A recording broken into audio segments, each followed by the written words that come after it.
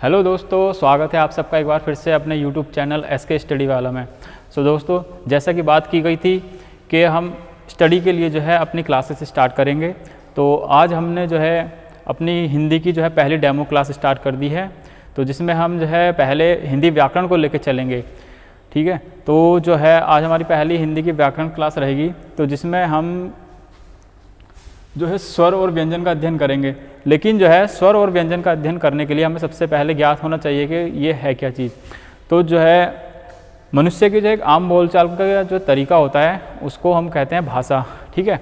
क्या कहते हैं? भाषा। मतलब मनुष्य जो है अगर एक दूसरे से बात करता है तो उसके लिए उसके विचार अभिव्यक्ति की आवश्यकता होती है, जिसको हम भाषा कहते हैं, जो अलग अलग तरीके की होती है। तो इसी भाषा को जो है बोलने के लिए कुछ ध्वनि की आवश्यकता पड़ती है, जिसको जो है हम वर्ण कहते हैं। तो यानी कि कह सकते हैं कि हम जो अगर भाषा की सबसे छोटी इकाई या भाषा की एक छोटा समूह यह होता है जिसको हम क्या कहते हैं? वर्ण कहते हैं। जैसे कि आपने देख दिखा वर्ण, तो भाषा की सबसे छोटी इकाई हमारी कहलाती है वर्ण। अब जो है ये वर्ण है, तो इस वर्ण का मतलब ये हुआ कि यह वर्ण बस एक, किंतु एक ही वर्ण नहीं है, मतलब कि यह कई वर्णों का समूह होगा। तो हिंदी में जो है अगर इसकी बात की जाए तो हिंदी में वर्णों के समूह को जो है क्या कहते हैं? हम वर्णमाला। क्या कहते हैं? इसको कहते हैं वर्णमाला, ठीक है। हिंदी में ऐसे अनेक सारे वर्ण हैं जिनको मिलकर क्या बनी है? हमारी वर्णमाला, ठीक है। अगर इस वर्णमाला की बात करें तो ये वर्णमाला के अंतर्गत भी जो है अलग अलग तरीके के कुछ वर्ण होंगे जिससे मिलकर ये हमारी वर्णमाला बनी है। और बात की जाए कि हाँ कि वर्णमाला में हमारे कितने वर्ण हैं या कितनी संख्या में वर्ण हैं कि जिसको हम वर्णमाला कहते हैं, तो अगर इसकी बात की जाए तो इसमें आते हैं हमारा 52, यानी कि कितने वर्ण आते हैं? 52। यानी कि अगर कहा जाए कि हिंदी वर्णमाला में हमारे कितने वर्ण हैं, तो इसमें है 52 वर्ण हैं हिंदी वर्णमाला में। अब इन 52 वर्णों में जो अगर अलग अलग की बात की जाती है तो इसमें होता है कि स्वर और व्यंजन क्या आते हैं इस वर्णमाला में? स्वर व्यंजन, ठीक है। मतलब कि अगर स्वर और व्यंजनों के मेल से जो बने, वर्णों के मेल से जो बनता है, तो उसे कहते हैं हम वर्णमाला। तो वर्णमाला में जो सबसे पहले बात करते हैं हम स्वरों की, ठीक है। सबसे पहले बात करते हैं हम स्वर की। तो स्वर वे होते हैं जिनको हम जिनके उच्चारण के लिए हमें किसी की आवश्यकता नहीं होती है, किसी भी मात्रा या किसी चीज़ की आवश्यकता नहीं होती है, वे कहलाते हैं हमारे क्या? स्वर। तो अगर स्वरों की बात की जाए तो ये इनकी संख्या कितनी होती है? सबसे पहले बात कर लेते हैं अगर स्वरों की। तो स्वर की संख्या की बात की जाए तो इनकी संख्या होती है जो है हमारी 11। कितनी संख्या होती है इसकी? 11। अच्छा, अगर बात की जाए कि हाँ इनकी मूल संख्या या परंपरागत रूप से या कुल संख्या, तो अगर परंपरागत या कुल रूप से संख्या की बात की जाए तो इसमें हमारा 13 स्वर आएंगे। कितना? 13 स्वर। कुल स्वरों की बात की जाए तो 13 स्वर आएंगे, और मूल स्वरों की बात की जाए तो इसमें 11 स्वर आएंगे। कितना? 11 स्वर। तो 11 स्वर अगर हमारे होते हैं तो वो कौन कौन से होते हैं? आ, ई, उ, ए,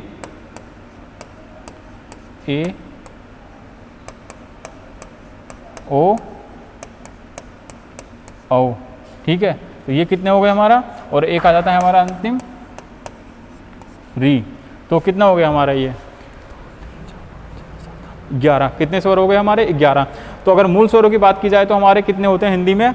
11 स्वर होते हैं, और 2 हमारे बचते हैं। एक इसको बोलते हैं हम अंग, और एक होता है आहा, ठीक। अंग और आहा, तो 2 स्वर ये होते हैं। तो कुल मिलाकर जो हमारे कितने स्वर हो जाते हैं? 13 स्वर हो जाते हैं। और ये जो अंग और आहा होता है हमारा, इसको हम कहते हैं अयोगवाहा। यानी कि इन स्वरों को जो नाम दिया गया है वो दिया गया है हमारा अयोगवाहा, ठीक है।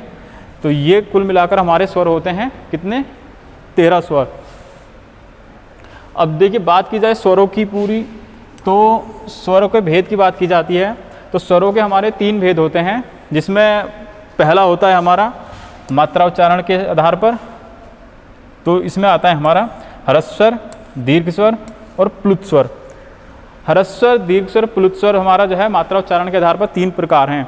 अब ह्रस्व स्वर की बात की जाए तो कि ह्रस्व स्वर क्या होते हैं? ह्रस्व स्वर का मतलब होता है कि हमारा, इनको कह सकते हैं हम छोटा या कम, मतलब ऐसे स्वर जिनके उच्चारण में हमें कम शक्ति की आवश्यकता पड़ती है या बिना किसी उसके बोले जाते हैं, तो वे हमारे क्या कहलाते हैं, ह्रस्व स्वर कहलाते हैं।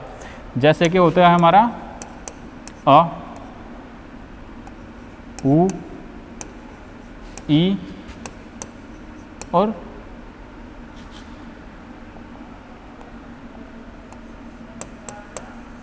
री।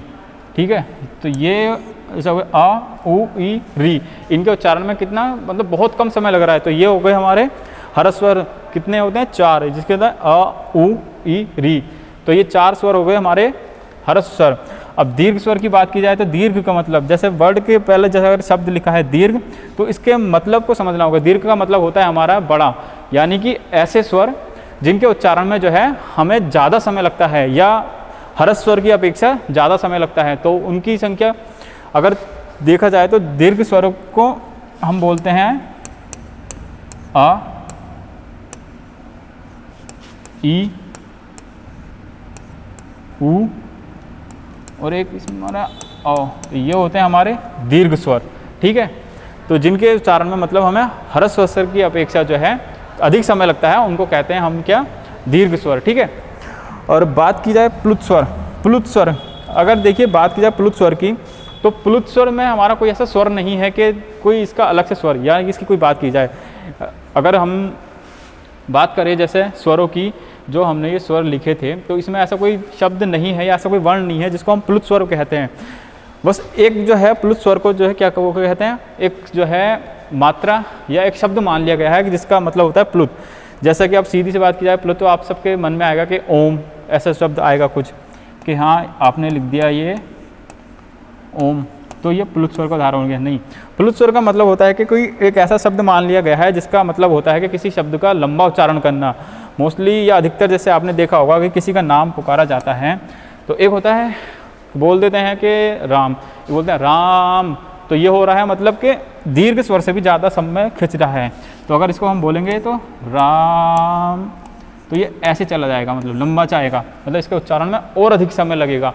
तो इसका मतलब क्या होता है कि दीर्घ स्वर वे होते हैं जिनके उच्चारण में जो है हमें ह्रस्व स्वर से अधिक समय लगता है, और ह्रस्व स्वर वे स्वर होते हैं जिनके उच्चारण में सबसे कम समय लगता है।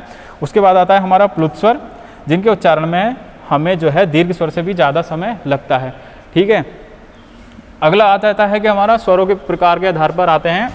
तो एक आता है हमारा जीभ के आधार पर। किसके आधार पर? जीभ के आधार पर, मतलब कि ऐसे स्वर जिनके उच्चारण में जीभ का प्रयोग हो रहा है, तो जीभ का प्रयोग जो है किस स्थान से हो रहा है।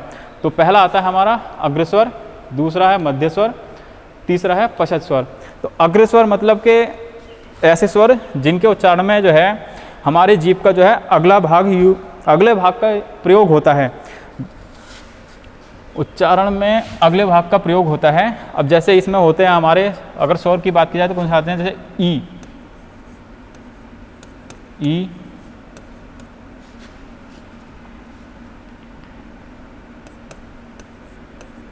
ए, ठीक है, ये होते हैं हमारे 4 वर्ण, ई ए या ए, मतलब कि इनके उच्चारण में जो है जीभ का अगला भाग हमारा प्रयोग होता है। और मध्य स्वर की बात की जाए तो इसमें आता है हमारा ओ, मतलब मध्य स्वर जिसमें उच्चारण में जो है हमारे जीभ का मध्य भाग का प्रयोग होता है, उसको कहते हैं हम मध्य स्वर। अब पश्चात स्वर की बात की जाए तो ऐसे स्वर ये जिनके उच्चारण में जो है हमारी जीभ का या हमारे जीभ के भाग की बात की जाए तो पिछले जीभ के पिछले भाग का प्रयोग होता है, जिसमें होता है हमारा अ, उ, ओ। तो ये ऐसे स्वर होते हैं जिनके उच्चारण में हमारे जीभ के पश्चात भाग का यानी कि पीछे के भाग का प्रयोग होता है। आप अगर इसको लिखकर या पढ़कर नहीं समझ सकते, आप इसका उच्चारण करके देखिए। मतलब अगर आप बोलेंगे तो ई ए, तो जीभ का अगला भाग, मतलब मान लीजिए हमारा मुख है और हमारी जीभ इस प्रकार से है, तो अग्रभाग होता है हमारा जीभ का ये, कि इसका प्रयोग होगा जीभ के मार्ग में, अगर अग्र भाग की बात की जाए तो। और मध्य भाग की बात की जाए कि हाँ मध्य स्वर अ, तो आपको एहसास होगा कि हाँ कि आपके जीभ का मध्य भाग यूज़ हो रहा है, मध्य भाग का प्रयोग हो रहा है। और अगर बात की जाए कि हाँ पश्च स्वर की, तो पश्च स्वर में जो है अगर बात की जाए अ, उ, ए, औ, तो आपको उच्चारण करके पता पड़ेगा कि हाँ आपके जीभ के जो है पश्च भाग यानी कि पिछले भाग का प्रयोग हो रहा है। तो ये स्वर थे हमारे जीभ के आधार पर, जिसमें आता है पहला आपका अग्रस्वर, मध्य स्वर और पश्च स्वर। ठीक है, इसके बाद बात करते हैं अगला प्रयोग आता है कि आपका मुख आकृति के आधार पर। मुख आकृति के आधार पर मतलब कि उच्चारण के आधार पर तो चल रहे हैं जैसे स्वर, तो मुख आकृति यानी कि ऐसे स्वर जिनके उच्चारण या जिनको बोलने के लिए मुख की आकृति का जो प्रयोग होता है वो किस प्रकार से होता है। तो इसमें पहले आता है हमारा विव्रत स्वर। विव्रत स्वर का मतलब होता है कि वे स्वर जिनके उच्चारण में हमारा मुख द्वार जो है पूरा खुलता है। मतलब ऐसे स्वर कि जिनके उच्चारण में अगर हम जिनको बोलेंगे तो हमारा मुख जो है पूरा खुलेगा। मतलब कि अगर उनको बोला जाए तो मुख हमारा पूरा खुलेगा यानी कि पूरा खुलता हुआ एहसास होगा। जैसे हम बोलेंगे आ, मतलब आ का उच्चारण होता है हमारा मुख जो है पूरा खुल रहा है, जैसे आ। ठीक है, तो ये हो गया हमारा आ। आप बोलकर देखिए इसको, कैसे हम मुख द्वार खोलते हैं तो इसमें आ कि हमारा मुख द्वार जो है पूरा खुल रहा है। ठीक है, अर्धविव्रत, अर्ध मतलब कि आधा यानी कि आधा, ऐसे स्वर जिनके उच्चारण में जो है हमें विव्रत की अपेक्षा जो है कम मुख खोलना पड़ रहा है। मतलब हमारा मुख द्वार खुलेगा लेकिन मुख द्वार जो है हमारा खुलेगा तो वो आधा खुलेगा, विव्रत की अपेक्षा कम खुलेगा। जैसे कि अ, ठीक है, क्या हो गया अ हो गया, मतलब कि आ की अपेक्षा कम जो है मुख खुल रहा है, हो गया ए और औ। आप उच्चारण करके देखिए अ, ए, औ, यानी कि आ की अपेक्षा अ में जो है हमारा मुख द्वार कम खुल रहा है। तो विव्रत हो गए, विव्रत स्वर हो गया हमारा अ, जिसके उच्चारण में हमारा मुख द्वार पूरा खुल रहा है। और अर्धविव्रत हो गया हमारा कि जिसके उच्चारण में मुख द्वार हमारा कम खुल रहा है, जैसे अ, ए और हमारा हो गया औ। फिर आता है तीसरा हमारा समृत स्वर।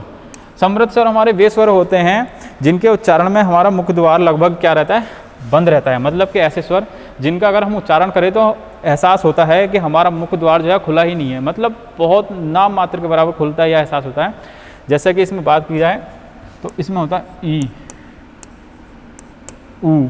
अब उच्चारण करके देखिए आप, इसको ऐसे पता नहीं पड़ेगा तो आप इसका उच्चारण करके देखिए कि हाँ कि समृत स्वर जैसे हो गया ई, ऊ, ई, ऊ, यानी कि मुख द्वार हमारा जो है लगभग इसमें बंद ही रहता है। तो ऐसे स्वर जिनके उच्चारण में जो है हमारा मुख द्वार लगभग बंद रहता है तो वे कहलाते हैं हमारा समृत स्वर। फिर बात आती है समृत स्वर की। समृत स्वर हमारे ऐसे स्वर होते हैं जिसके उच्चारण में जो है हमारा मुख द्वार जो है लगभग आधा बंद रहता है। मतलब समृत में तो हमारा मुख पूरा लगभग बंद रहता है, और अर्ध समृत में क्या होता है कि अर्ध समृत में हमारा मुख जो है आधा बंद रहता है, यानी कि मुख द्वार जो है हमारा आधा खुलता है। अब जिसमें शब्द आते हैं आपका ए और दूसरा ओ। ठीक है, अब आप अगर इनका उच्चारण करके देखेंगे तो आपको लगेगा कि हाँ कि मुख द्वार समृत की अपेक्षा अर्ध समृत में हमारा मुख द्वार जो है कम खुल रहा है। ठीक है, तो क्वेश्चन में अगर ऐसा पूछा जाता है या पेपर में ऐसा पूछा जाता है कि हाँ कि मुख आवृत्ति के आधार पर या के आधार पर स्वरों के भेद होते हैं, तो क्वेश्चन में आजकल आता है जैसे कि आप पूछ लेता है कि हाँ विव्रत स्वर कौन से होते हैं, आपका अर्ध विव्रत स्वर कौन से होते हैं, समृत कौन से होते हैं या अर्ध समृत कौन से होते हैं। तो आपको इसको समझना पड़ेगा कि हाँ कि हमारे विव्रत क्या है, अर्ध विव्रत क्या है, समृत क्या है। ठीक है, और अर्ध विव्रत, विव्रत, समृत, अर्ध समृत, तो आपको पता होना चाहिए कि हाँ आपके समृत कौन से होते हैं, अर्ध समृत कौन से होते हैं, समृत कौन से होते हैं, अर्ध विव्रत कौन से होते हैं और विव्रत कौन से होते हैं। ठीक है, तो अब अगले उसकी बात की जाए तो आपका आता है ओष्ठ के आधार पर। किसके आधार पर? ओष्ठ के आधार पर। ठीक है, ओष्ठ के आधार पर होते हैं आपका, जैसा कि नाम से ही स्पष्ट हो रहा है, ओष्ठ यानी कि होठ। होठ के आधार पर स्वरों की बात की जाए तो क्या होते हैं या कितने प्रकार के होते हैं, तो ओष्ठ के आधार पर जो स्वर होते हैं हमारे दो प्रकार के होते हैं। कितना? दो प्रकार का। तो पहला होता है हमारा व्रतमुखी और दूसरा होता है हमारा आवृतमुखी। ठीक है, व्रतमुखी नाम से स्पष्ट हो रहा है कि जैसे व्रत यानी कि व्रत, गोल, यानी कि ऐसे उच्चारण जिनके उच्चारण में जो है होठ की स्थिति, ओष्ठ की बात की जाए तो ओष्ठ की स्थिति क्या होती है, गोल होती है। उच्चारण करके आधार कर मतलब अगर हम कोई स्वर बोल रहे हैं तो हमारे होठों की स्थिति जो क्या है वो गोल रहेगी, ऐसा इस प्रकार प्रतीत होगी, हाँ गोल है। तो ऐसे में जो है अगर बात की जाए तो कौन से स्वर आएंगे हमारे, उच्चारण करके देखिए आप कि स्वरों में ऐसे कौन से स्वर हैं कि ऐसे जिन पे उच्चारण का अगर हम करें, यदि हम करें उनका उच्चारण तो हमारे जो ओष्ठ हैं, हमारे होठ हैं, उनकी स्थिति कैसी होगी। तो इसमें कौन से स्वर आएंगे हमारे, ऊ ऊ, ठीक है। अब उच्चारण करके देखिए यहाँ अगर वृत्तमुखी की बात की जाए तो इसमें जो है हमारे कौन से स्वर आएंगे, कौन से स्वर नहीं आएंगे, ठीक है। ठीक है, ये हो गए हमारे ऊ ऊ, तो ये हो गए हमारे वृत्तमुखी स्वर। अब आवृत्तमुखी स्वर की बात की जाए तो अगर यदि जो है हमारा वृत्तमुखी स्वर ऊ ऊ हैं तो आवृत्त क्या होंगे, मतलब ऐसे स्वर जिनके उच्चारण में हमारे मुख की या वो ओष्ठ की स्थिति गोल नहीं होगी, ठीक है। तो ऊ ऊ तो है हमारे वृत्तमुखी। अब इनके अलावा हमारे कौन से स्वर बचे, हमारा बच्चा अ ई ए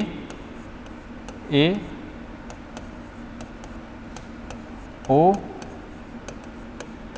औ री, ठीक। ये स्वर ये क्या हो गए हमारे आवृत्तमुखी, मतलब कि वृत्तमुखी स्वरों को छोड़कर जितने भी स्वर बचे हमारे वे क्या कहलाते हैं, आवृत्तमुखी, ठीक है, क्लियर है।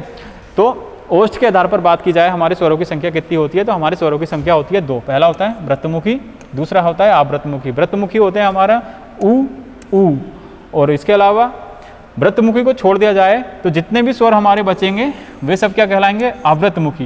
यदि परीक्षा में आता है कि हाँ कि वृत्तमुखी हमारे स्वर कौन से होते हैं, तो ऊ और आवृत्तमुखी, वृत्तमुखी को छोड़कर जो स्वर जितने बचे वे सब हमारे क्या कहलाते हैं, आवृत्तमुखी, ठीक है। अब अगला आता है हमारा हवा उच्चारण के आधार पर।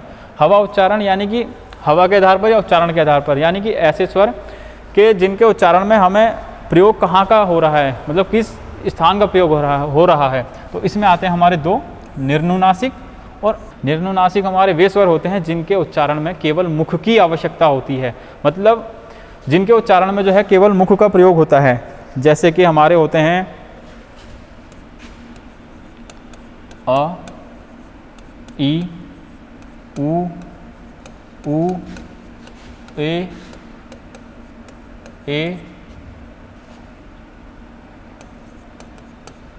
ओ औ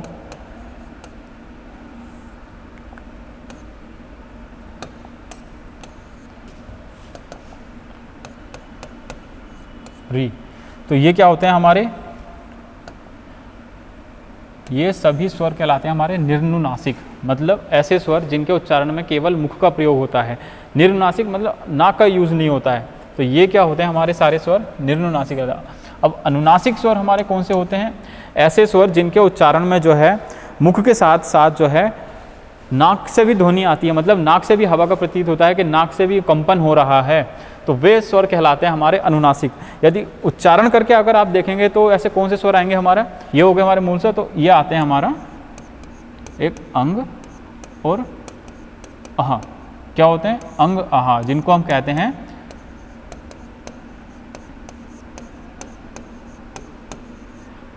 अयोगवाह, यानी कि अयोगवाह भी वे स्वर होते हैं जिनको हम अनुनासिक स्वर कहते हैं। अब इनको उच्चारण करके आप देखेंगे तो अंग अह, तो ये हमारे स्वर ऐसे हैं जिनके उच्चारण में जो है नाक से भी ध्वनि उत्पन्न होती है और मुख से भी, तो ये स्वर कहलाएंगे हमारे अनुनासिक स्वर। तो इसमें कोई कन्फ्यूजन या कोई दिक्कत वाली बात नहीं होनी चाहिए कि हमारे निर्नुनासिक स्वर कौन से हैं और अनुनासिक स्वर कौन से हैं, या हवा के आधार पर स्वर कौन से होते हैं और उच्चारण के आधार पर स्वर कौन से होते हैं, ठीक है। अब आगे बात करते हैं।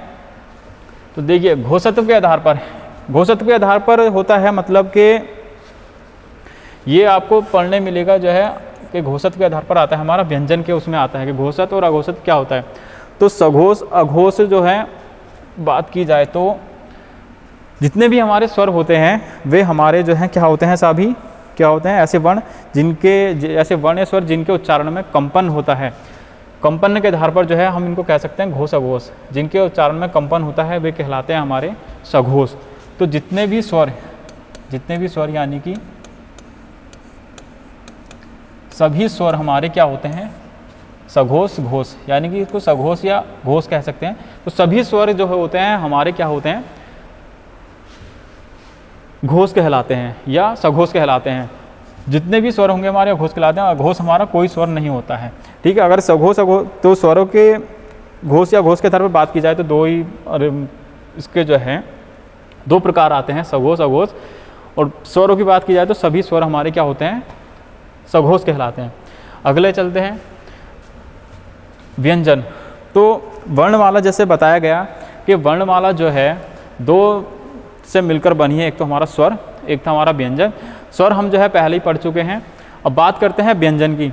तो व्यंजन की अगर यदि बात की जाए तो हमारे जो है व्यंजन होते हैं, व्यंजन वे वर्ण होते हैं जिनके उच्चारण में जो है स्वरों की सहायता होती है। यानी कि व्यंजन सीधी भाषा में कहा जाए तो स्वरों की सहायता से बोले जाने वाले वर्ण जो है व्यंजन कहलाते हैं, ठीक है। स्वरों की सहायता से बोले जाने वाले वर्ण हमारा व्यंजन कहलाते हैं। अब इन व्यंजनों की बात की जाए तो कितने होते हैं, इन व्यंजनों की बात की जाए तो इनकी मूल संख्या होती है 33। हिंदी में अगर इनकी मूल संख्या की बात की जाए तो होती है 33, ठीक है। और यदि लेखन के आधार पर बात की जाए तो होती है 39, ठीक है। कितनी होती है, 39। अब ये व्यंजन हमारे क्या है, कौन कौन से होते हैं, तो ये होते हैं, हमारा पहला होता है स्पर्श व्यंजन, दूसरा होता है संयुक्त व्यंजन, तीसरा होता है ऊष्म, अंतस्थ और द्विगुण व्यंजन। तो ये जो चारों व्यंजन होते हैं इन सब से मिलकर जो है हमारा व्यंजन बनते हैं। तो कितने होते हैं, 43, ठीक है। तो स्पर्श व्यंजन की बात की जाए तो हमारे ये कौन से होते हैं, ये क्या होते हैं, तो वो आप यहाँ समझ सकते हैं कि हमारे स्पर्श व्यंजन कौन से होते हैं। ये स्पर्श व्यंजन होते हैं हमारे ऐसे, एक वर्ण जिसमें हमारे क च ट त प वर्ग आता है, तो ये सारे हमारे होते हैं स्पर्श व्यंजन, तो जिनकी संख्या होती है हमारा 25। तो क वर्ग की बात की जाए तो उसमें आते हैं जैसे क ख ग घ ण च च छ ज झ ट ठ ड ढ ण त थ द ध न और प वर्ग में प फ ब भ म। तो ये सारे मिलकर जो होते हैं हमारे स्पर्श व्यंजन कहलाते हैं। तो जिनकी संख्या होती है मिलाकर हमारा 25। कितना होता है, 25। तो अगर स्पर्श व्यंजन की बात की जाए तो ये होते हैं हमारा 25। फिर आता है संयुक्त व्यंजन। संयुक्त व्यंजनों की संख्या जो है हमारी होती है 4, जिसमें होते हैं हमारा 4 संयुक्त व्यंजन होते हैं, छ, त्र, ज्ञ और स्र। ये जो है 4 व्यंजन हमारे क्या कहलाते हैं, संयुक्त व्यंजन कहलाते हैं, ठीक है। फिर आता है हमारा ऊष्म व्यंजन। ऊष्म व्यंजन या इसको संघर्षी व्यंजन भी कहा जाता है। तो ये मिलकर होते हैं हमारा श, स और ह। तो ये 4 व्यंजन होते हैं हमारे ऊष्म व्यंजन। फिर आता है हमारा अंतस्थ व्यंजन। अंतस्थ व्यंजन यानी कि ऐसे व्यंजन जिनके उच्चारण में जो है प्रयोग या हवा का प्रयोग या उच्चारण स्थान हमें ऐसा लगता है कि हाँ अंदर से बोला जा रहा है। इनके उच्चारण को बोलने पे ऐसा लगता है कि हाँ अंदर से बोला जा रहा है। तो ये होते हैं हमारा य, र, ल, व। अब यह अगर आप इनका उच्चारण करके देखेंगे य, र, ल, व, तो उच्चारण का स्थान कहाँ एहसास होगा हमें कि हाँ इसके उच्चारण में जो है हमें अंदर से एहसास होगा कि हाँ कि ये हमारे अंतस्थ व्यंजन कहलाते हैं। फिर आते हैं हमारा द्विगुण व्यंजन। द्विगुण व्यंजन की संख्या होती है हमारे में कितनी, 2। कितना होता है, 2, ठीक है। तो ये 2 द्विगुण व्यंजन। अब द्विगुण का मतलब क्या है कि द्विगुण व्यंजन पहले तो देखिए मैं बताता हूँ कौन से होता है। द्विगुण व्यंजन होते हैं हमारा होता है ण और ये ण। तो ये 2 हमारे क्या होते हैं, द्विगुण व्यंजन कहलाते हैं। ऐसा क्यों, इनको द्विगुण क्यों कहा जाता है। देखिए हिंदी वर्णमाला में आपने देखा है कि एक होता है ड और एक होता है अण। उसी तरह एक होता है ढ, एक होता है अण। यानी कि ऐसे वर्ण हैं जिनका जो है जिनके 2 गुण हो रहे हैं, यानी कि 2 रूप में प्रयोग हो रहा है, इसलिए इनको कहा जाता है द्विगुण व्यंजन। तो हमारे द्विगुण व्यंजन की संख्या होती है 2। तो इन सबको मिलाकर होते हैं हमारा लेखन के आधार पर 39 व्यंजन, 39। इनकी संख्या होती है हमारा 39।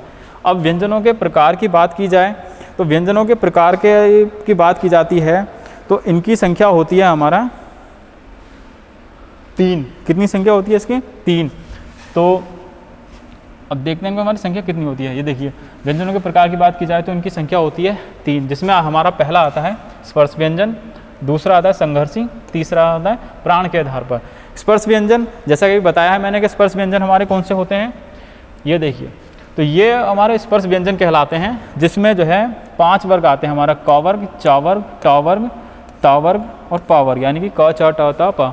ठीक है, तो स्पर्श व्यंजनों की संख्या होती है हमारा कितना, 25, यानी कि ये 5 वर्ग हमारे होते हैं और 5-5 वर्ण इसमें होते हैं। क वर्ग क ख ग घ ङ, च छ ज झ ण, फिर ट वर्ग ट ठ ड ढ ण, फिर हमारा आता है ता वर्ग ता थ द ध न, फिर आता है हमारा प फ ब भ म। तो ये सारे वर्ण होते हैं हमारा 25, जिनको कहते हैं हम स्पर्श व्यंजन। ठीक है, अब स्पर्श व्यंजन, अब इसमें आता है कि अगर व्यंजनों की बात की जाए कि किस वर्ग का व्यंजन जो है किस उच्चारण स्थान से प्रयोग होता है, यानी कि इसका उच्चारण का स्थान क्या है।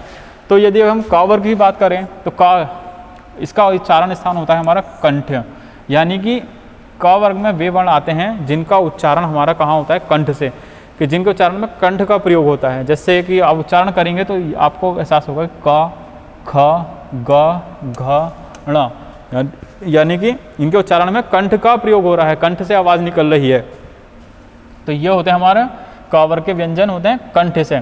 च वर्ग की बात की जाए तो तालव्य, तो तालव्य स्वर हमारे, तालव्य व्यंजन हमारे वो होते हैं, तालव्य हमारा होता है हमारे मुख के ऊपर का और दंते के जो बीच का भाग हमारा कहलाता है वो तालव्य, तालु ऊपर का जो हिस्सा होता है तालव्य, जिनके उच्चारण में मतलब हमारा जीभ का भाग जो है दंत्य और मुख के ऊपर भाग के बीच का हिस्सा जो टच करता है, जिसको कहते हैं हम तालव्य। तो इसमें अगर उच्चारण करेंगे तो च छ ज झ ण। ठीक है, तो ये होते हैं हमारे तालव्य स्वर। मूर्धन्य होते हैं हमारे ट वर्ग, जिसमें आता है ट ठ ड ढ ण। मूर्धन्य होता है हमारा जो दांत से तालव्य के पिछला भाग जहाँ जीभ हमारा टच करती है उसको मूर्धन्य बोलते हैं। तो अगर हम ट वर्ग के जितने वर्णों का उच्चारण करेंगे तो हमारा जीभ का टच या जीभ का एहसास वही होगा जिसको हम मूर्धन्य वर्ण कहते हैं। अब उच्चारण करके देखेंगे तो हमारा आएगा ट ठ ड ढ ण। तो उच्चारण में हमारा क्या है, मूर्धन्य का प्रयोग हो रहा है। तो इनको क्या कहते हैं कि मूर्धन्य वर्ण हमारे कौन से होते हैं, तो ट वर्ग के जितने भी वर्ण आएंगे मूर्धन्य वर्ण कहलाते हैं। अब बात की ता वर्ग, ता वर्ग होता है हमारा दंत्य, यानी कि ऐसे व्यंजन जिनके उच्चारण में जीभ हमारी दांत को स्पर्श करती है या दांत में दांतों का प्रयोग होता है। जैसे कि अगर उच्चारण किया जाए हमारा ता थ द ध न, तो जीभ का स्पर्श हमारा कहाँ हो रहा है, दांतों से हो रहा है, दांतों पर हो रहा है। तो इसका मतलब क्या हुआ कि ता वर्ग में वे वर्ण आते हैं जो जीभ के द्वारा दांत से हमारे स्पर्श होते हैं, तो इनको क्या कहता है, दंत्य वर्ण। फिर आता है हमारा 5वां पा वर्ग। पा वर्ग होता है हमारा ओष्ठ, यानी कि ऐसे वर्ण जिनके उच्चारण में ओष्ठ का यानी कि होठों का प्रयोग हो रहा है। तो इसमें आते हैं हमारा प फ ब भ म। कौन से आते हैं, प फ ब भ म। तो ये 25 वर्ण, क्योंकि परीक्षा में पूछा जाता है कि किस वर्ण का उच्चारण स्थान क्या है, तो ये हमें याद होना बहुत ज़रूरी है कि का वर्ग है तो इसका उच्चारण स्थान क्या है, चा वर्ग है तो उसका उच्चारण स्थान क्या है, टा वर्ग है तो इसका उच्चारण स्थान क्या है, उसी प्रकार ता है, पा है, तो इन वर्ण का उच्चारण स्थान क्या है। ठीक है, तो ये था हमारा स्पर्श व्यंजन जिनकी संख्या थी हमारा 25। तो ये हमारा सारे मिलकर कितने हो जाते हैं, हमारा 25 स्पर्श व्यंजन। ठीक है, तो इनका उच्चारण। फिर अगला आता है हमारा संघर्षी व्यंजन। संघर्षी व्यंजन में आते हैं हमारा घोष अघोष। अब घोष अघोष की बात की जाए तो वो आता है कि हमारा घर्षण, यानी कि किस वर्ण के उच्चारण में घर्षण, मुख में जो है बोलने में शक्ति का प्रयोग जो हो रहा है वो किस में कम हो रहा है, किस में ज़्यादा हो रहा है। तो घोष के आधार पर होते हैं हमारे 2 प्रकार के, जैसे कि बताया था अभी। पहला होता है हमारा घोष या सघोष और दूसरा होता है हमारा अघोष। तो यदि इस सारणी को देखिए आप, अगर ये वर्ग सारणी है तो इस वर्ग में अगर हम प्रथम वर्ग, द्वितीय वर्ग, तृतीय वर्ग, चतुर्थ वर्ग, ये 5 वर्ग हैं। तो अगर इसमें बात की जाए तो हमारा जो प्रथम है, प्रथम वर्ग 2, 3, 4 5, जैसे हम नंबर डाल देते हैं कि 1 2 3 4 5, तो जो हमारे प्रथम और द्वितीय 2 हैं तो ये क्या होंगे, हमारे प्रथम और द्वितीय वाले हमारे क्या होंगे, कहलाते हैं हमारे अघोष। क्या होते हैं, अघोष। ठीक है, प्रथम और द्वितीय वर्ग कहलाएंगे हमारे अघोष। और बात की जाए तीसरे, चौथे और पांचवे की, तो ये कहलाते हैं हमारे घोष या सघोष। घोष, घोष। ठीक है, स्पर्श व्यंजन और घोष और अघोष के आधार पर हो गए हमारे 2 प्रकार, जिसमें पहला और द्वितीय हमारा होता है अघोष, और तृतीय, चतुर्थ और पंचम होते हैं हमारा सघोष। अघोष वे होते हैं जिनके उच्चारण में हमें कम घर्षण की आवश्यकता पड़ती है, मतलब कि बहुत कम मात्रा में जो है मुख का प्रयोग, जैसे क, ख। और सघोष में ग, घ, ण, मतलब ज़्यादा संघर्ष, ज़्यादा शक्ति लग रही है, तो वे कहलाते हैं हमारे घोष या सघोष। तो बात की जाए कि हाँ, कि अगर घोष व्यंजन कौन से होते हैं, तो तृतीय, चतुर्थ और पंचम, यानी कि तीसरा, चौथा, पांचवें वर्ग के जो हमारे जितने भी वर्ण होंगे वे सब क्या कहलाएंगे, हमारे घोष वर्ण कहलाएंगे, घोष व्यंजन कहलाएंगे। और अघोष की बात की जाए तो हमारे प्रथम और द्वितीय, यानी कि पहले और दूसरे वर्ग के जितने भी वर्ण होंगे वे सब क्या कहलाएंगे, अघोष। अब तीसरा बात की जाए कि संघर्षी हमारा हो गया है, जिसके बारे में बता चुके हैं, घोष और अघोष। घोष अघोष, यानी कि प्रथम द्वितीय अघोष, तृतीय चतुर्थ पंचम हमारा हो गया सघोष। अब प्राणत्व के आधार पर बात की जाए तो इसमें आते हैं हमारे 2,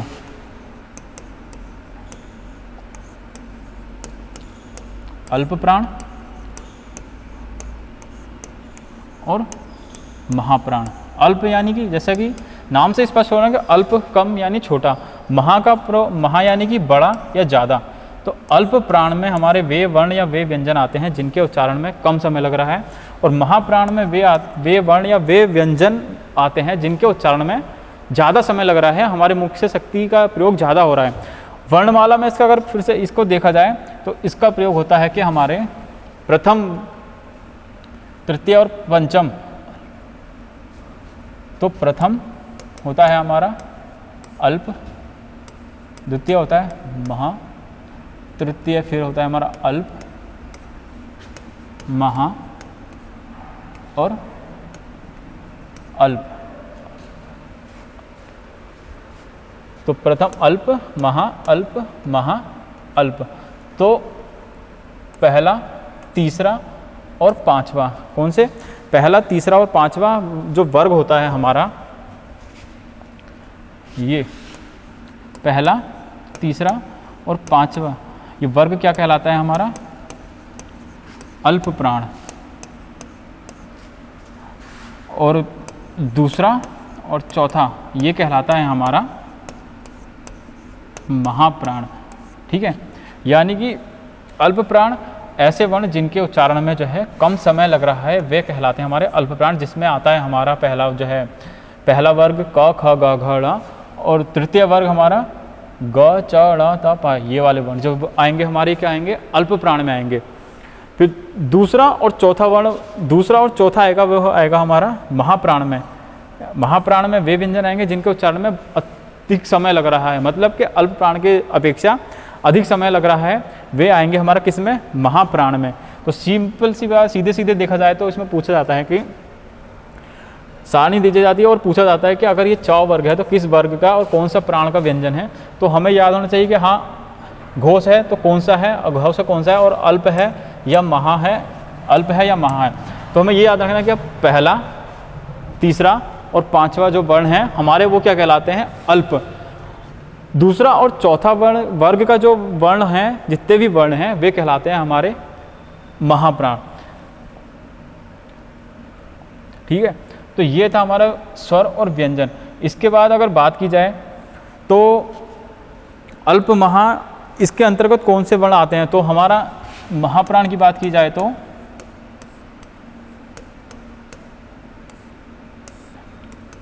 महाप्राण में की बात की जाए तो महाप्राण में जो है हमारे व्यंजन एक तो ये होता है और दूसरा आता है हमारा ऊष्म व्यंजन।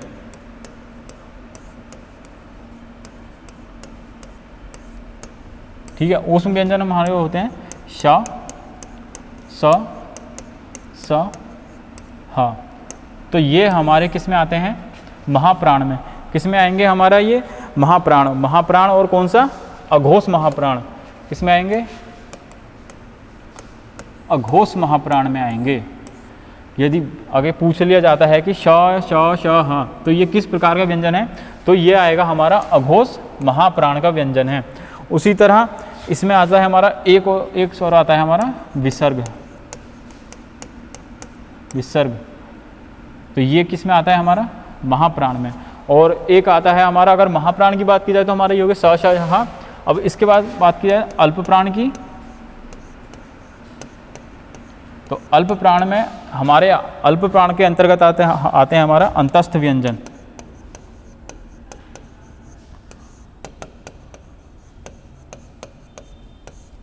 अंतस्थ व्यंजन यानी कि हमारा य, र, ल और ब। तो ये वे व्यंजन हैं जो हमारे अल्प प्राण और सघोष में आते हैं। घोष या सघोष। तो जितने भी हमारे अंतस्थ व्यंजन य, र, ल, व हैं, तो ये हमारे अंतस्थ व्यंजन कहलाते हैं। और ये अंतस्थ व्यंजन हमारा किस में आता है? सघोष या अघोष अल्प प्राण में। तो ये व्यंजन के प्रकार थे हमारे सारे। इनके अलावा जो है हमारे कुछ व्यंजन के अलग प्रकार आते हैं, जिसमें एक आता है हमारा लुंठित और एक आता है हमारा पार्श्विक और एक द्वित्व व्यंजन। तो लुंठित यानी कि इसकी कोई ऐसी परिभाषा या कुछ तो नहीं है, बट इसके सीधा इसको बोल दिया जाता है लुंठित व्यंजन होता है हमारा र, और पार्श्विक व्यंजन होता है हमारा ल, और द्वित्व व्यंजन का होता है, जैसे कि द्वित्व व्यंजन वे होते हैं जहाँ किसी शब्द में दो समान वर्ण व्यंजन का प्रयोग हो रहा हो और उससे पहले का वर्ण जो है हमारा आधा हो जाता है। जैसे कि अगर बात की जाए कि हमारा कुत्ता, तो इसमें ता दो वर्ण आ रहे हैं, जिसमें ता जो है पहला आधा हो गया है, तो दो ता आ रहे हैं, तो इसमें ता वर्ण आधा हो गया, तो ये हो गया हमारा द्वित्व व्यंजन। जिस प्रकार उसी तरह एक और होता है दिल्ली, तो ये दो वर्ण समान आए हैं तो पहला वर्ण आधा हो गया है, तो ये कहलाते हैं द्वित्व व्यंजन। ठीक है।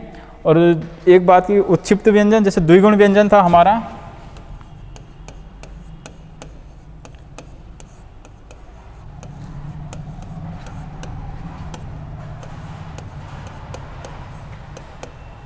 द्विगुण व्यंजन यानी कि जिनके दो गुण होते हैं, इसी को हमारा उत्क्षिप्त व्यंजन